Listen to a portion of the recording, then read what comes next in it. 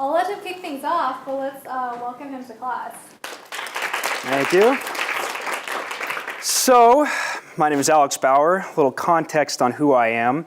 I did graduate from UW in 2014 in the chemistry program. I finished a year early though, and I wanted to get a little bit more of the business side of things under my belt as well, and so I didn't just dive into a lab somewhere. So I ended up taking the entrepreneurship minor through this school, and it was the first year that they allowed non-business majors to take the minor. So I was also the first STEM minor to graduate from the Burke School of Entrepreneurship. And for those who know the Create a Company course, we won the 2013 Winter Hell Night. So I don't know if you guys are taking that right now, but I highly recommend it. So I know you've all been working very hard this whole quarter, and the thing you've all been waiting for are reports and dashboards. So I know this is not a glamorous topic, but this is something you're going to run into all the time. And in the modern day especially, you're expected not just to be good at marketing, you are expected to have somewhat of an acumen with data, what it means, and how to prevent certain pitfalls from entering into the discourse. So in short, reports are supposed to take you from knowing nothing to knowing it all. It's out there to enable you to be the best at your job that you can possibly be, but also in this modern age, you are the fisherman. It's no longer the day of, hey, I need this data. It's time for me to get my own data, and here's how we can go about that. Data is the language of intelligent decision-making at its base form. It's there to make sure that when you're talking to managers, working with clients, you're saying stuff that makes sense, you've got proof to back it up, and in particular, it's accurate. Accuracy is fundamental when it comes to data, because otherwise, everything's really a guess at the end of the day. You can never know for sure, but the better you understand the data and how it relates to your process flow, your campaigns, the better armed you're gonna be when you go to war against all the other companies out there, and there are a lot of them. So who here knows what a KPI is? Okay, for those who don't know what this is a key performance indicator. You're gonna have this drilled into your skull every day at your job. A KPI is basically a high level, what are the major things we want to look at when we're looking at an initiative, a campaign, or just any sort of marketing platform? KPIs are the way that a product is evaluated and ultimately scored internally to a company. And these are all good points to keep in mind when you're making KPIs, but the two I want to hit on, because I see them get screwed up a lot, are measurability and actionability. Let's start with actionability just because it's a little more straightforward. What does this metric, what does this data point drive towards? Because you can throw all the numbers in the world out at your manager, your customers, but it doesn't matter if there's nothing that it attaches to. It has to get back to an initiative. What is the company trying to solve? Are you trying to make money? Are you trying to gain a certain portion of your audience? Or are you trying to steal from a competitor in a certain region? It's important that all these metrics get back, because when it comes to the point and you present your information and someone goes, why did you put that number there? If you don't have a good answer, it's not the best. And the second thing is measurability, and this is where things get a little tricky. Anything can be measured, but what measurability really means is something very specific. A good KPI versus a bad KPI should be able to expand infinitely, because what I see all the time is this.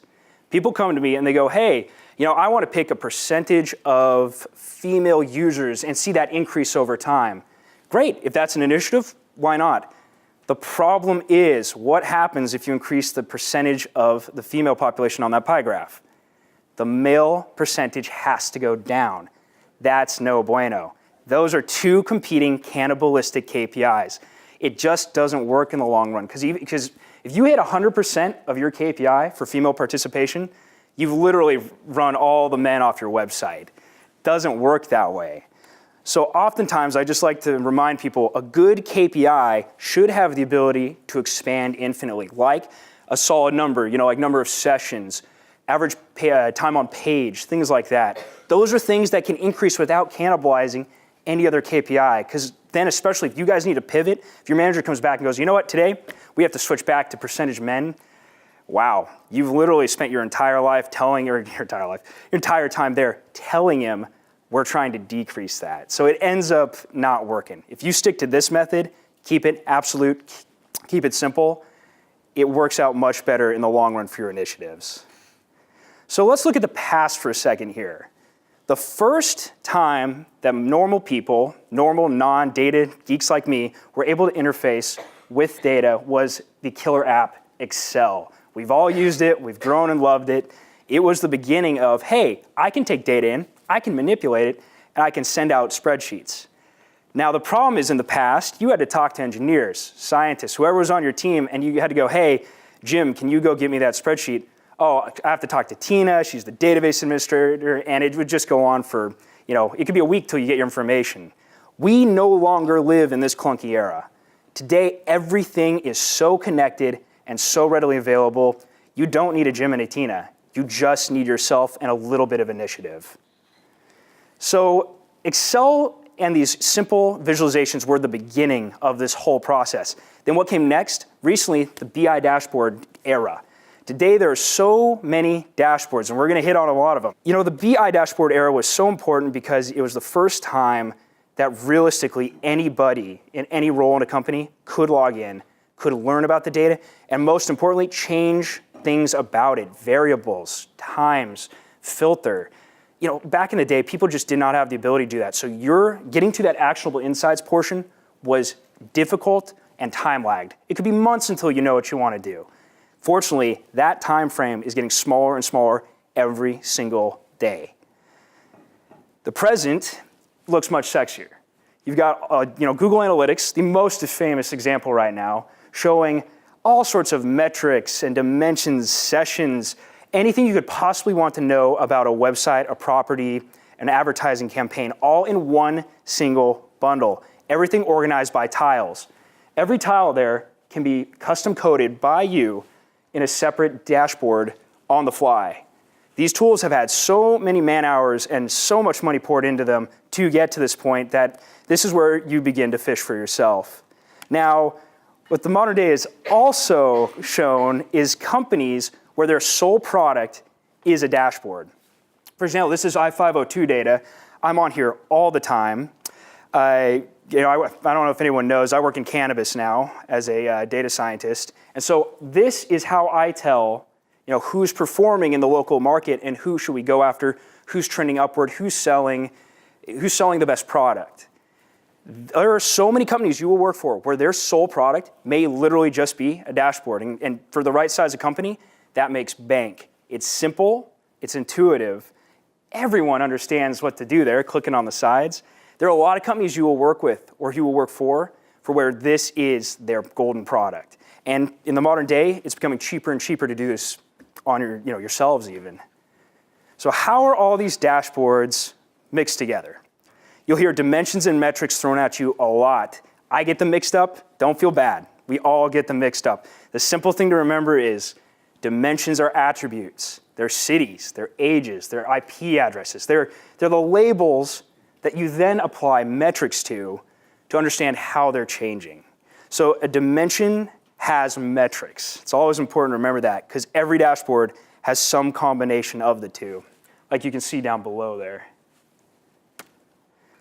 So let's talk about the types. And these are the general templates you'll run into depending on the size of your organization, and they vary heavily depending on what your company's needs are and where they want to go with their initiatives. For example, the all-in-one, the sexy new Google Analytics, Adobe Analytics, Domo, QuickSight. These are the big platforms that were developed to fit over any company for any strategy, bring in all that information, store it, and allow it to be analyzed. They're comprehensive and they are vast. There are so many tools being added daily that it's frankly hard to keep up with. There's especially even Google Analytics just added Google Data Studio, which we'll talk about in a second, and they've been improving it daily to the point where it's now a Tableau competitor. These things are free, they're valuable, and if you take the time to learn each ecosystem's methodologies, their code, how they operate, you can get every single insight you want out of them. But the problem is they're free until they aren't. For example, we use at Leafly Google Analytics, and we got to the point where they started to downsample our sessions because we were at 12 million unique sessions a month, and they don't want to spend the money throwing all that at us. So we go, hey, what's the next step? Oh, about $150,000 a year. And so, needless to say, you have to make a choice. So these are great tools, especially if you're at a large company that's willing to make the investment, but they're not always the right tools. We also have this beautiful roll your own tool sets. Tableau, Google Data Studio, Microsoft Power BI. These are the ways that all of you, by yourself, can talk to any system on the planet, get data in, and start to actually figure out what's going on with this data. Now, they're very cost effective, because we've all heard about them. They've got free trials. They're easy to find, lots of online learning. But they require a generalized knowledge that you won't see in the other all-in-one tool sets. They require you maybe sometimes to know what SQL is. Maybe you need to know what an API is. Maybe you need to know that to connect to HubSpot, HubSpot has its own proprietary blah, blah, blah. There's all sorts of weird little niches that you can get into with this. I'm not going to go too deep into how they operate, but just know if you are an intrepid person who has an intellectual curiosity to learn how data systems work, this is going to make you a rock star. Being good with this stuff, you're not just from showing other people, you're going to know stuff inherently in your own little sphere that you can really use to outmaneuver all the competition. It's powerful. Now we enter into the specialized ones, like 502 data, the ones you'll see as an industry professional and interface with directly, like AppFigures or SEMrush, all those whole specific ones.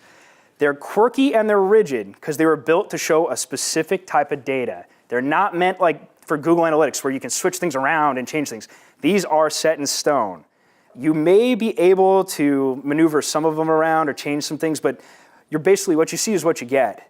The cool thing about this size is there's specific information, which means they're probably going to be better than all the other larger tool sets at finding specifics in, say, SEO. They're going to be better at finding keyword rankings.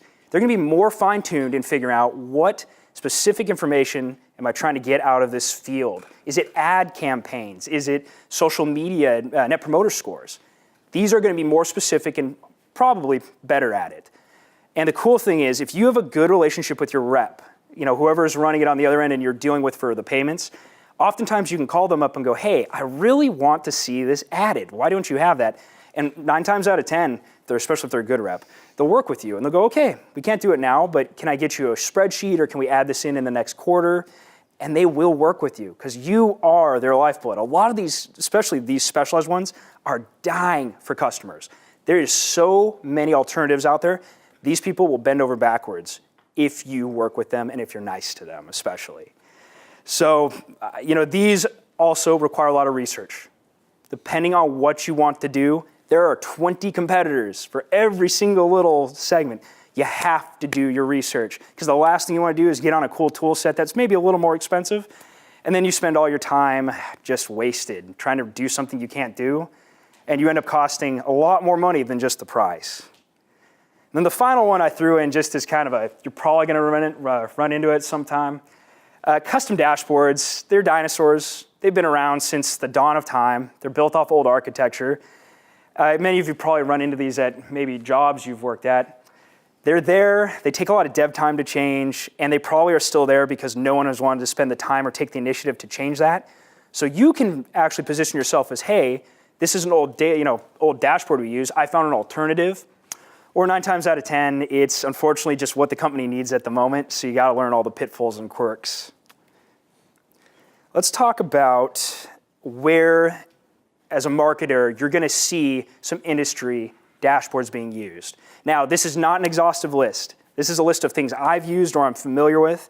There are so many alternatives to this until whatever the next data crash and consolidation happens, which who knows.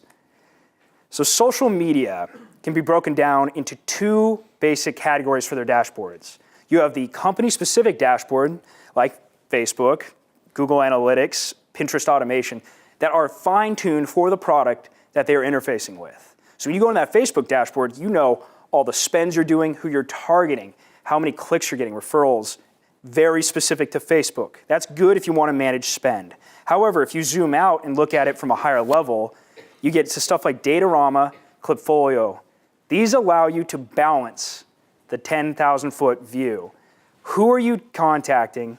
How effective are you at contacting these different groups? And frankly, the reason I like it is if you look up in that left-hand corner, that upper left-hand corner, it's simple, right? They're just numbers, 26,000 versus 6,000. It's a no-brainer. Facebook's winning. But Are you trying to get eyeballs on the most ads, or are you trying to convert the most people? These are very different problems if you're hunting or farming. For example, some companies, especially like Facebook, they're reaching everybody. They want to talk to everybody. In the cannabis space, we have to talk to a very specific group and very specific audience, because if we talk to the wrong people, we get in trouble with the feds, and we have to be very careful about that. Sometimes looking at just basic numbers like this and comparing them gets you a sense that perhaps that 6,000 from that other app is more valuable than the Facebook clicks you get. So it's important to balance these things. Are you hitting pound for pound, or are you going for the most views you can get? And that will oftentimes be set by your manager or the initiatives of the company. But these all-around ones give you the ability to really see the layout of the land. The next one, for you who go into more traditional campaigning, emails. Of all the dashboards I'll show you, these are probably the most similar in what they offer, because email marketing isn't exactly new. However, these dashboards have gotten extremely good at filling in each other's feature sets. When someone comes out with something really cool on sale through, MailChimp has it a month later. These companies have really filled out every possible need you'll ever have for email marketing. I mean, who opened an email? Where were they from? What age were they? Did they go and they actually transact on your site? And to hit on that age thing, the biggest consideration for email is age. Age will literally pretty much determine whether you get a click or not, and 10's older. So these kind of different groups, HubSpot, Adobe Campaign, really help you as an email campaigner figure out, where am I getting the bucks? Where am I getting those people who actually care about email? Because unfortunately in this room, it's not us. It'll be us down the road, but for now, these people are important to understand where they are and how to get to them.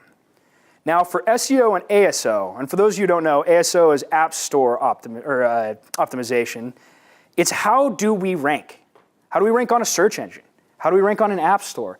How do we get eyeballs on our site or on our app? There are so many offerings in this space that this is the exact opposite of the email marketing version. These are unique. Of Tune, Moz, Sensor Tower, SEMrush.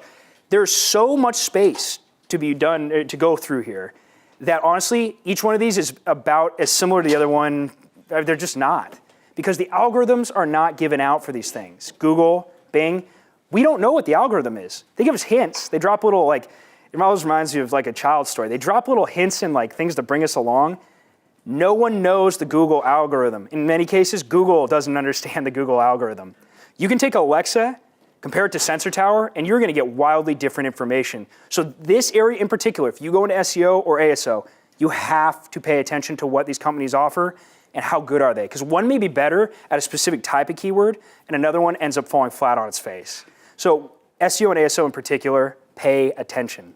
And frankly, they're really fun when you get the hang of them, because seeing keywords change is phenomenal. It's like growing a garden, except the garden's dollars. It's wonderful. So more general, take it a step back, campaign management. You've got the Adobe campaigns, Salesforce, Pardot, HubSpot, Google Analytics, and of course, got to throw Jira in there. As much as many people are probably groaning, got to throw Jira in there. These are basic tool sets that in the lean and the scrum age help you keep track of what you're doing. It sounds silly, but there's times, especially at a startup, you have to wear hats. There's no alternative. You walk in as a data person, you may be selling the next day. I mean, you just don't know. Campaign management tool sets will help you keep your eye on the ball, especially as you get randomized with ad hoc requests, and especially as you keep going on. These are the tools that will make your manager love you.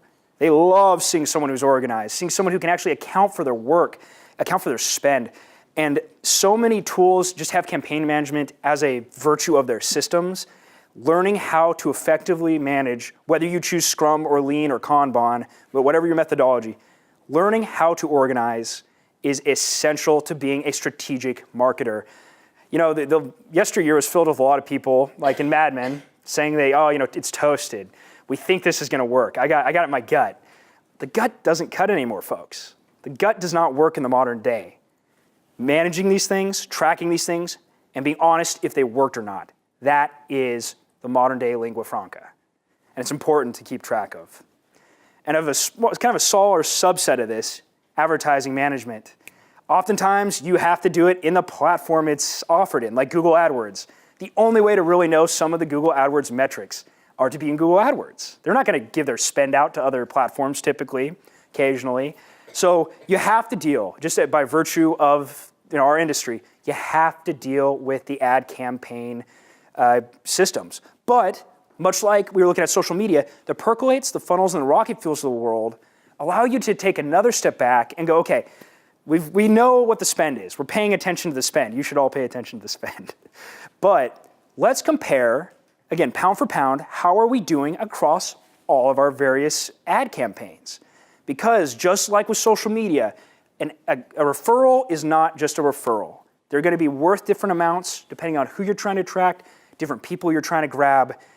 Seeing that 1,000-foot view is very important for this as well, and especially making sure you check in, because I had an ad run away on us last year to the tune of 6 figures because someone didn't tell me what to do with it. And it ended up working out well because it worked well. But don't do that. Don't do what I did. Make sure you're tracking all this stuff at both the finite and the grand level. This is my favorite, hands down. This is for you, those of you who are going to become product marketers. This is your bread and butter, and this is where things get fun. User activity and A/B testing require an understanding, and will give you an understanding of the psychology of who your customers are. It's so easy in marketing for us to think, oh, well, we got this many clicks and this many conversions, but behind every conversion is a human being behind a keyboard interacting with it. So what user activity allows you, and one of my favorites, Crazy Egg and Hotjar is very similar, they literally let you show you in a little snapshot how people are actually working with your product. For example, here it's broken down by refers, and these systems allow you to break down clicks by so many dimensions, it's crazy. But for example, why are so many clicks from that green happening right in the middle of this weird little paragraph? Are they trying to engage with it? Are they trying to engage those red clicks, trying to engage with that Weebop survey? Knowing why people make decisions is the first step on understanding how we can then influence their decisions and attract their attention. Playing around with these tools and then eventually moving on to A/B testing, where you can change, say for that Weebop survey, we change that from whatever that dark color is to a bright pink. Maybe you got a theory that people will interact more with bright pink. Prove it. Prove it, show management, increase the conversion rate. That is tangible success. And A/B testing and user activity are the first step in understanding how to influence that cycle. So what does the future hold? And for people like me, this is really exciting because this is what we're working on. To start out with the not so attractive stuff, SQL-like querying and API calling are becoming more common knowledge. Now, this isn't to say I want you all to rush out and suddenly become SQL masters. You don't need to know how to do everything. But you will come across, whether it's Sailthrough or HubSpot, you will come across a tool where internally they ask you to interface and extract data by using their SQL-like language they developed in a bunker somewhere. It stinks, but knowing how these things basically work is a very important tool. And the next generation, this is going to be something they know off the bat. This is going to be something they understand intuitively. So I heavily recommend to all of you to at least look up what SQL is, understand what it does, so when you see that first command line at that job or whatever the interface is, you don't freeze up. It's not that bad. You are all very competent human beings. You can do it. Get familiar now so you don't have to freeze up later. The next important thing is user-friendly UI. I've shown you a lot of really good-looking UI and a lot of really disgusting-looking UI. There's a general sense now of what good user interfacing is. It's getting easier. You don't need to have a PhD to work with these things. We're not perfect yet, but things are starting to get more streamlined. So you don't need to spend time on learning a UI. You can spend time learning something like SQL. And then faster and live data. So this is Google Firebase. This is attached to an app, and what you're seeing right now is the live usage of the app. This is cool because you can see, especially if you store it and take a video of it, how people pop on during a day, how people pop on in different countries. You can even click down and it'll show you an anonymized feed of someone interacting with the app. And many of you have used apps where people have watched your feed, most likely. Sounds creepy, but just keep in mind, it's all anonymous, and what that gains you is that psychology component I talked about earlier. By looking at how people interface with the app, you'll find where people are having issues and dropping off, how people are coming and navigating through the app, and especially taking the sales funnel and really compressing that sales funnel. The shorter and the more natural the sales process is on a website, the more you're going to convert, the better you're going to be and more efficient with your marketing dollars getting them in the door. So having an intuitive understanding of how that whole cycle works is invaluable. And then machine learning and more accurate predictions. I know you guys have heard the big ML thrown out a lot recently, deep learning. I've got my own gripes about those terms. Just know, someday that actionability we talked about will be more likely spun out to you sooner. You'll get a report saying, your NPS on this segment is greater than your NPS on this segment, go for them.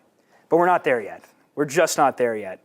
Things will come, though, and make your lives a lot easier, which puts the impetus, though, on being better analysts and doing more with it. So why do I like marketing analytics? I work with analytics in every part of the company, whether it's sales, you name it, even acquisitions at Privateer Holdings. Marketing analytics they're harder to get at because they pretty much always require some sort of human interaction, whether it's a survey, whether that's randomly watching those anonymized feeds. But the beauty of marketing analytics is when you get them, because you spent more effort getting them, they're almost always inherently actionable. When you get to the answer, when you collect that data, there is almost always a business solution or a business question present in that data. So that's why it's actually unique in the marketing space. It's a fun challenge to get the data, and then it's a fun challenge to see, well, now that we have it, what can we do? Marketing analytics allow you to steer the ship at a lower level than almost any other department I can think of, short of being pure data. It allows you to really make strategic in-the-moment decisions as a marketer that will allow you to outpace your competition if you put the rigor in. And also from Moz, I really like this, and this is just iterating again, that what I said earlier about understanding the psychology of who you're marketing to. If you can take the web analytics and understand what people do on the site, marry that to how the marketing analytics brought them in, and you understand that process from start to finish, just as I said before, that is how you achieve marketing excellence. That is how you become, next level, able to really tangibly prove and operate on the facts that you're given. And if you can marry those two together and understand how product people think and even give recommendations, everyone's stronger for it. A marketing person who knows how to talk the language of product and vice versa is invaluable. There's whole jobs just for that. So I heavily recommend, again, thinking about both sides of that coin. I like to think of data as a crow's nest on a ship. I have a lot of people come to me, unfortunately, sometimes, and they're pissed off with the data I bring them. Hey, Alex, it looks like you're telling me my thing's not working. I'm just showing you and trying to explain to you what I see on my end. I'm not here to screw with your worldview or change who you are. Data exists to plot a course, to look out for icebergs, look out for other ships, and to plot a course. But at the end of the day, you are still the captain. This is a really weird double-edged sword I've come across and really appreciated recently. People are either indignant about the data because they're afraid that what I'm telling them is that they're wrong. Hey, you're wrong, it's not working, the data shows it's incorrect, and invalidates their personal decision making. It makes them feel inept. But on the other hand, you have this group, and we all do it from time to time, that relies so much on the data, they remove personal agency and place it on the data. Well, I know it's wrong, but we had some signs, but the data said this, so we just ran with the data, and the data is not a scapegoat. The data is not there to take your fall. The data is there to empower you to be the best at what you do, no matter what. The data is not a crutch. The data is not, a kill stroke. The data is merely the methods by which you achieve your own personal form of excellence. And it's all about keeping track. This is getting back to what I just said. People are afraid to look at things they're uncertain about. I've got a lot of times where people roll out initiatives and they're afraid to look at the answer because they don't want to be wrong. No one wants to be wrong, but as a data guy, we're wrong a lot. I'm wrong a lot. That's why it's here. This data is not here to prove you wrong. It's if you're going down the wrong path, the longer you go on that wrong path, the harder it is to correct, and the more of the company's time and money and effort you've spent on something that unfortunately is just not working. So if you can remove ego from the situation, and you can course correct earlier, it's invaluable. And it's hard, because especially in the red meat eating, chest thumping tech world, we like to think we're right all the time. And originally I came from the chemistry industry, which has that same problem. If you can do this, if you can remove your ego and your personal reliance on being right, you will become right. You will get there. That is how you really maneuver. Practice, practice, practice. You gotta practice. That looks complex. That looks complex to me. I see a bunch of circles with numbers in it. I see bar charts, I see colors. It scares me, frankly. But if you use it every day, just a little bit every day, or you've got that one section that you're supposed to be paying attention to, and occasionally you click around a little bit, you're gonna learn how these systems work. You're gonna learn what the good parts are, you're gonna learn what the bad parts are, you're gonna learn the quirks. You have to just use it. And I wish there was a better answer, but going back to Alexander, that's always been the case, and it's no difference with these dashboards. They're a lot of times boring, they're rigid, they're just numbers. But if you use them every day and you gain a foundation, you're gonna be so much more well off later on. In martial arts, there's this saying we have where you sweat now so you don't bleed later. And if you make it just a little bit of an effort, you won't freeze up later because you'll have such a good foundational knowledge of these systems that when someone's like, hey, can we look up this? Oh, sure, I know exactly where that is. Rather than, oh, let me get back to you in a week, and then you bump off the email because you keep putting it off because you don't want to do it. So practice is everything. Do your research. To reiterate again, for those of you who will go into, especially startup land, you will have to evaluate tool sets from day one. You may not be the head of the marketing department. You're going to be required to be able to find new products, suggest them, and be able to act on them and garner relationships with the people on the other side of the telephone, day one. Sounds intimidating, but guess what? You do it once, it's really not that bad. Pull out that marketing sales part of your brains and start looking at these things and evaluating them as though you were on the other side of the table. That saves everybody time, money, and your manager will love you.